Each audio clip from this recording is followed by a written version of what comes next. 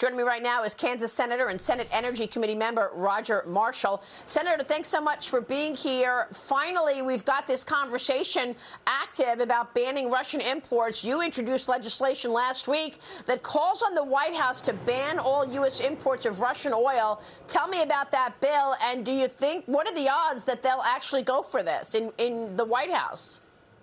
Well, Maria, that's a great question. All of America thinks that we should ban Russian oil except for one person, and that's Joe Biden. But American energy independence is a message we've been preaching for a year. I grew up in the oil patch. I know exactly how important affordable energy is to make this economy run. But Joe Biden has declared an all-out war on oil. It's not just pipelines. It's also the Federal Reserve. It's the EPA. It's the Interior Department. They've all declared war on drilling oil. But look, there is a good appetite up here.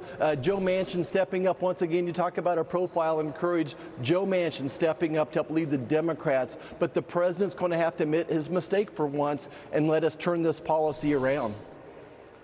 Well, I mean, if you had the XL pipeline, you would have actually taken care of this problem. But on day one, Joe Biden canceled the XL pipeline. Senator, you have an op-ed, a new op-ed in the Kansas City Star discussing how Russia's invasion of Ukraine impacts the global food supply as well. Let's talk about the food supply as we watch oil prices skyrocket. You write this: the bottom line is that a continuing conflict that inhibits Ukrainian farmers' ability to plant and harvest means the price of corn and other commodities could explode. The price of wheat also surging to the highest price since 2008. Senator, we're already talking about inflation at 40-year highs. Is this getting worse? Yeah, you're right, Maria. I'm not sure what you're feeling at the grocery store, but it feels like 20% increases to me, and it's going to get worse. Here in the next 3 weeks, Ukraine should be planting corn. Ukraine exports over 12% of the world's supply of wheat and corn exports. Meanwhile, in China, they're doubling, they're tripling their hogs. They have huge buildings, pig farms growing up in urban areas, and what do those pigs eat? They eat corn.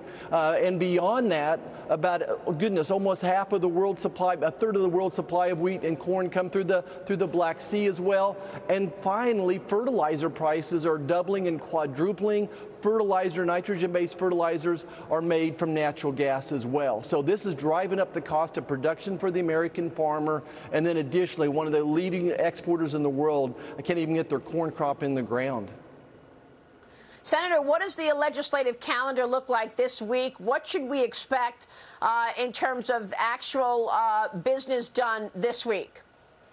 Well, you know, the Democrats aren't going to let a good crisis go to waste. So I think most Republicans agree that trying to get the Ukrainians $10 billion more of help is a great idea, trying to get those MiG jets from Poland into Ukraine and then backfilling them somehow. But the Democrats are going to try to tie this to another $22 trillion of COVID relief.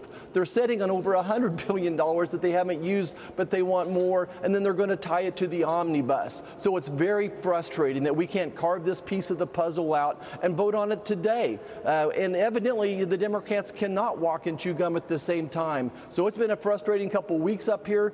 Very little has gotten done in the past month.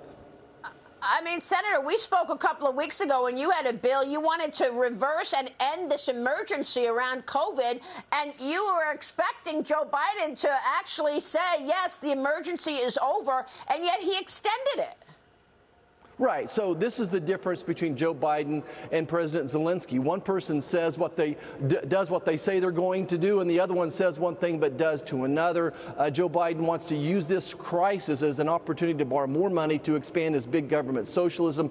Look, infections are down. New infections are down 99%. 95% of Americans have some level of immunity. It's time to let our people go. Let those decisions be made locally, and let our economy, let our schools get back to normal. Yep. Senator, it's great to have you on the program. Thanks very much for your leadership. Senator Roger Marshall joining us. Thank you, sir.